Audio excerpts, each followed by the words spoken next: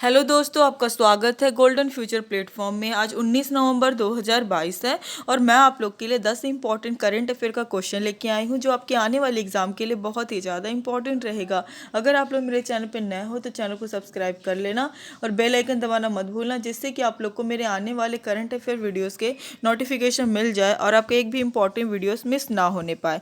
आज का हमारा पहला क्वेश्चन है, हाल ही में किस राज्य ने अपने टेक शिखर सम्मेलन के रजत जयंती संस्करण का आयोजन किया? इसका सही आंसर है ऑप्शन डी, कर्नाटक राज्य ने अपने टेक शिखर सम्मेलन के रजत जयंती संस्करण का आयोजन किया। इंपॉर्टेंट पॉइंट्स देख लेते हैं हम लोग। प्रधानमंत्री नरेंद्र मोदी ने बेंगलुरु टेक समिट बीटीएस 22 के रजत जयंती संस्करण का उद्घाटन किया।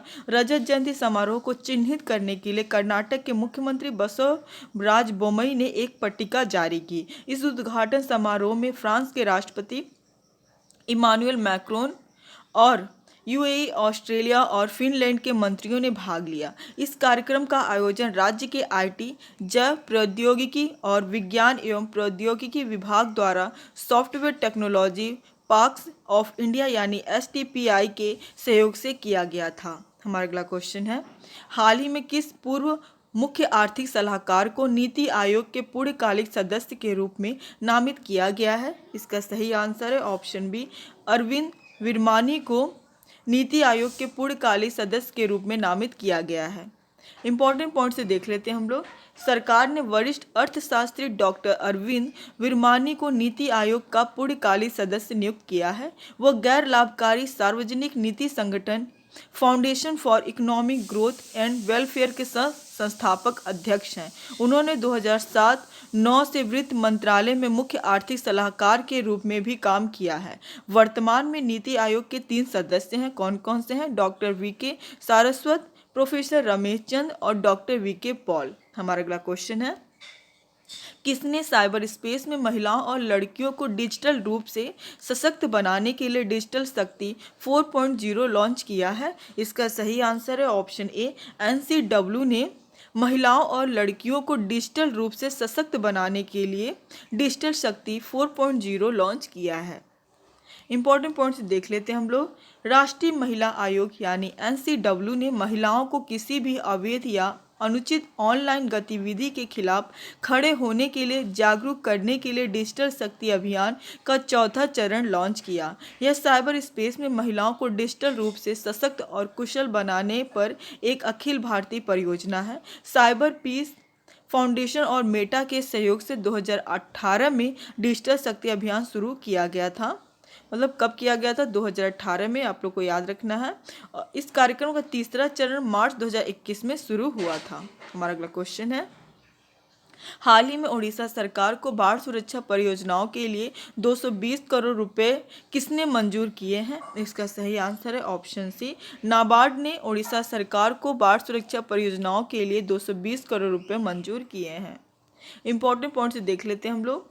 National bank for agriculture and rural development यानी नाबार्ड ने रूरल इंफ्रास्ट्रक्चर डेवलपमेंट फंड यानी आरआईडीएफ के तहत 220 करोड़ रुपए की 57 बाढ़ सुरक्षा परियोजनाओं और एक ग्रामीण पुल को मंजूरी दी है। बाढ़ सुरक्षा के लिए किए जाने वाले प्रमुख कार्यों में नदियों के लगभग 50.69 किलोमीटर खुरदरे किनारों की मरम्मत और सुदृढ़ीकरण, लॉन्चिंग एप्रन का निर्माण और तटबंधों की ढलान की स्टोन पैकिंग, 107.74 किलोमीटर तटबंधों को उठाना और मजबूत करना, गार्ड वॉल का निर्माण शामिल है। हमारा अगला क्वेश्चन है, पेंशन फंड नियामक एवं विकास प्राधिकरण ने राष्ट्रीय पेंशन प्रणाली ट्रस्ट यानी एनपीएस ट्रस्ट के अध्यक्ष के रूप में किसे नियुक्त किया है? इसका सही आंसर है ऑप्शन सी, सूरज भान को राष्ट्रीय पेंशन प्रणाली ट्रस्ट यानी एनपीएस ट्रस्ट के अध्यक्ष के रूप में नियुक्त किया गया है।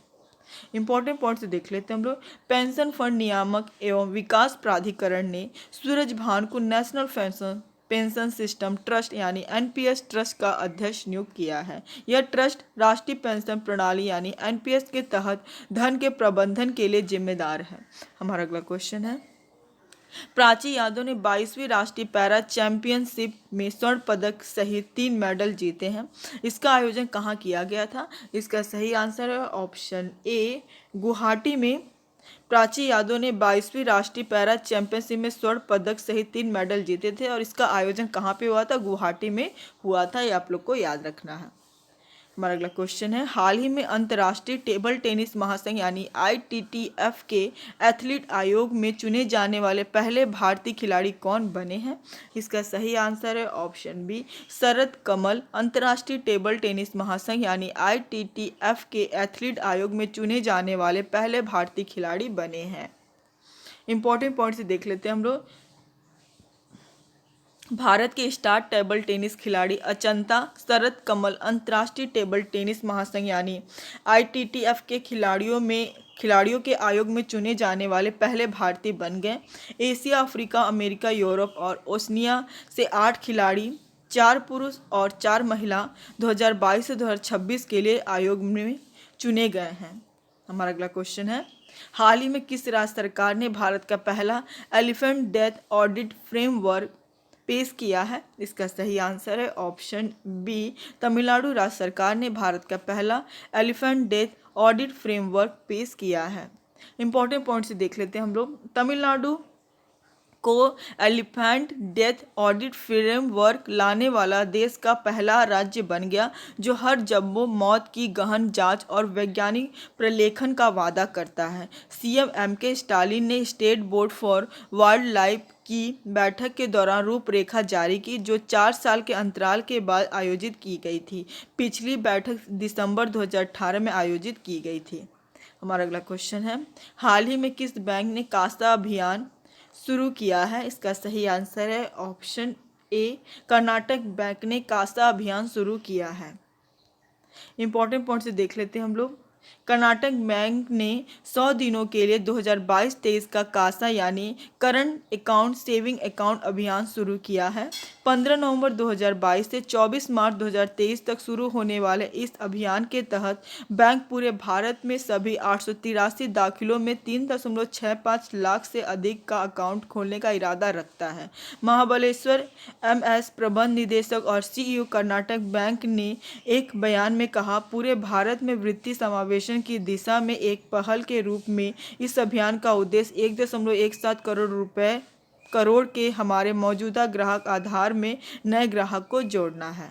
हमारा अगला क्वेश्चन है, हाल ही में जापान को पछाड़कर कौन सा देश कच्चे इस्पात का दूसरा सबसे बड़ा उत्पादक बन गया है? इसका सही आंसर है ऑप्शन डी, भारत। भारत देश ने जापान को पछाड़कर कच्चे इस्पात का दूसरा सबसे बड़ा उत्पादक बन गया है। इंपॉर्टेंट पॉइंट से देख लेते हैं हम लोग। जापान की जगह भारत कच्चे इस्पात के दूसरे सबसे बड़े उत्पादक के रूप में उभरा है। वर्तमान में सबसे बड़ा इस्पात उत्पादक देश चीन है जिसका विश्व के इस्पात उत्पादन का 57% हिस्सा है। कल का जवाब है, हाल ही में अंतर्राष्ट्रीय गीता महोत्सव का आयोजन कहाँ किया जाएगा? इसका सही आंसर है ऑप्शन ए, कुरुक्षेत्र में अंतर्राष्ट्रीय गीता महोत्सव का आयोजन किया जाएगा। आज का सवाल है, हाल ही में किस राज्य सरकार ने पेशा कानून लागू किया है? इसका सही आंसर आप लोग कमेंट बॉक्स में दीजिएगा। आज के लिए बस इतना ही। Thank you for watching.